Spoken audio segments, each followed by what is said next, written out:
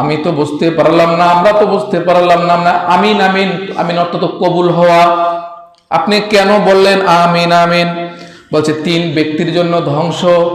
1 number হলো যে ব্যক্তি আমার নাম শুনে, মুহাম্মাদুর রাসূলুল্লাহ, সবাই পড়েন সাল্লাল্লাহু আলাইহি সাল্লাম, যে ব্যক্তির নাম শুনে আমার নামে দুরূদ পাঠ করলো না, তার নামে ধ্বংস হয়ে যায়।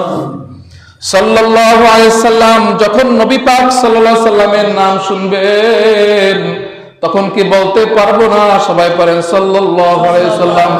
এই ছোট্ট দুরূদ শরীফটা এত মর্যাদা, এত দাম, এত পাওয়ার।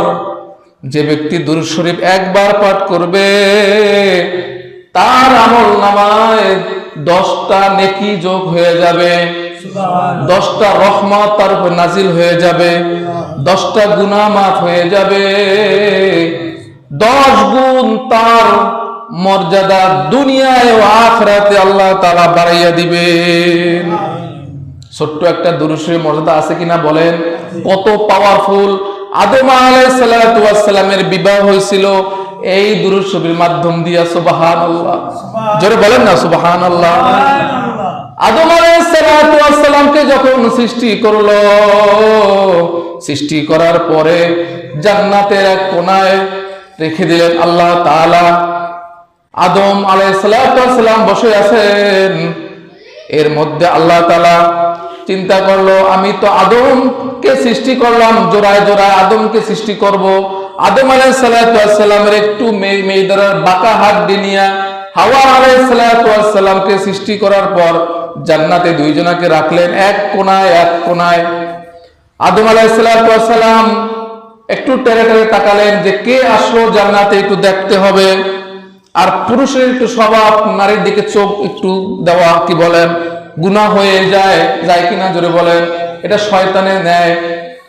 আদম আলাইহিস সালাতু ওয়াস সালাম যে তাকাইছেন, আল্লাহর সাথে সাথে আওয়াজ দিলেন, হে আদম, তুমি ওই হাওয়ার দিকে তাকাবে, কিন্তু হালাল ভাবে তাকাও, হারাম ভাবে না। কিভাবে জোরে বলেন? আদম আলাইহিস সালাতু ওয়াস সালাম বললেন, কিভাবে হালাল হবে? বলছে, তুমি 10 বার দুরূদ শরীফ পাঠ করলে তোমার বিবাহ মহারানা আদায় হয়ে যাবে। সবাই পড়েন না সুবহানাল্লাহ। এত দামি দামি কথা আমরা সুবহানাল্লাহ বলেন না। আল্লাহু আকবার, আল্লাহু আকবার। আদম আলাইহিস সালাতু ওয়াস সালাম 10 বার দুরূদ শরীফ পড়েন, আল্লাহুম্মা সাল্লি আলা সাইয়্যিদিনা ওয়া নাবিয়িনা শাফিয়ানা ওয়া হাবিবানা মাওলানা মুহাম্মদ সাল্লাল্লাহু আলাইহি ওয়া আলা আলিহি ওয়া সাহবিহি ওয়া সাল্লাম। কয়েক পদ দুরূদ শরীফ আছে। আল্লাহ রাসূল সাল্লাল্লাহু আলাইহি সাল্লামের দুরূদ শরীফ 10 বার পাঠ করলেন, আল্লাহ তাআলা নিজে বিবাহ করাইলেন। বলছে, তোমার এই 10 বার দুরূদ শরীফ তোমার মহারানা আদায় হয়ে গেল। সুবহানাল্লাহ। 200 পাওয়ার আছে না বলেন? 1 নাম্বার। 2 নাম্বার হচ্ছে যে মা বাবা তোমাকে 10 মাস 10 দিন গর্ভে ধারণ করেছে, যে মায়ের পেটে মা খেতে পারে নাই, মা চলতে পারে নাই, মা সবসময় অসুস্থ ছিল, এত ব্যথা এত বেদনা, যে কষ্ট প্রসব বেদনায় এর 100 ভাগের 1 ভাগ যদি কোনো পুরুষকে দেওয়া হইতো, পুরুষের পেটে বাচ্চা প্রসব করার সাথে সাথে আছাড় দেয়া মাইরা ফেলাইতো বা স্টপ করে মারা যাইতো।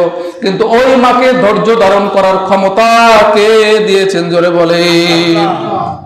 শীতের রাতে কঠিন শীত, মা ঘুমায় গেছে, বাচ্চা প্রসাব করে দিয়েছে।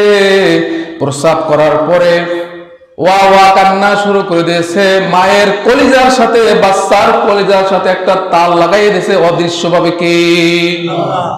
মা শোনার সাথে সাথে ঘুম ভেঙে গেল। মা বাচ্চাটাকে বুকের কোলে নিয়ে মা ভিজা জায়গায় শুইয়া বাচ্চাকে শুকনো জায়গায় শোয়াইছে। ওই মা ওই বাবা পেয়েও তুমি জান্নাত কামাই করতে পারলা না, তোমার মতো হতভাগা কপাল পরা দুনিয়ার নাই। আছে বলেন? 2 নাম্বার গেল। 3 নাম্বার, যে রমজান মাস পেয়েও গুনাহ মাফ করাইতে পারলো না, তোমার জন্য ধ্বংস হোক। কে বরদোয়া করে গেছেন? জোরে বলেন না একটু। আল্লাহ রাসূল এই বরদোয়া করে গেছেন। এখন সামনে রমজান মাস আসতেছে, এই রজব মাস শুরু হয়ে গেল, এই রজব মাসের প্রস্তুতি নেবেন তো ইনশাল্লাহ? প্রতি সোমবার বৃহস্পতিবার রোজা রাখা সুন্নাহ। প্রতি সোমবার আর কিবার জোরে বলেন? আল্লাহ রাসূল সাল্লাল্লাহু আলাইহি ওয়াসাল্লাম এই দুইটা রোজা কখনোই বাদ দিতেন না, কারণ সকল উম্মতের আমলনামা পেশ করা হয় বৃহস্পতিবার আল্লাহর আরশে আজিমে।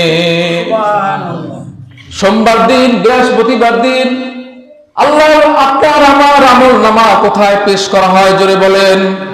এই জন্য এই দুই দিন রোজা রাখবেন, এই দুই দিনের বরকতে আপনার জান্নাতে যাওয়া সহজ হয়ে যাবে।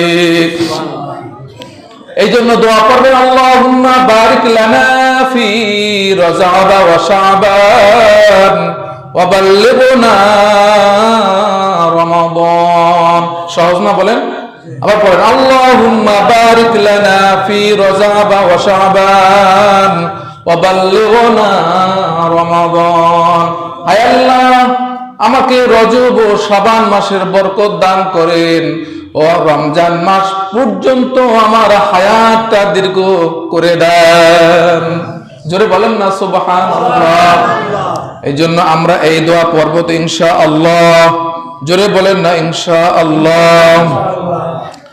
এই বছর শুরু হয়ে গেল, আমরা আরবি মাস গণনা জানি না, কিন্তু ইংরেজি মাস ইংরেজ থেকে আসছে, কিন্তু তারপর তো গণনা করতে হবে, হবে কিনা জোরে বলেন? নিজেকে বদলাতে হবে। পিছনে যত গুনাহ করেছি, অন্যায় করেছি, দেখেন ছোটবেলা মা বাবাকে প্রথম ধর্মীয় শিক্ষা হচ্ছে মা বাপ, ওস্তাদ কে জোরে বলেন? ছেলে সন্তান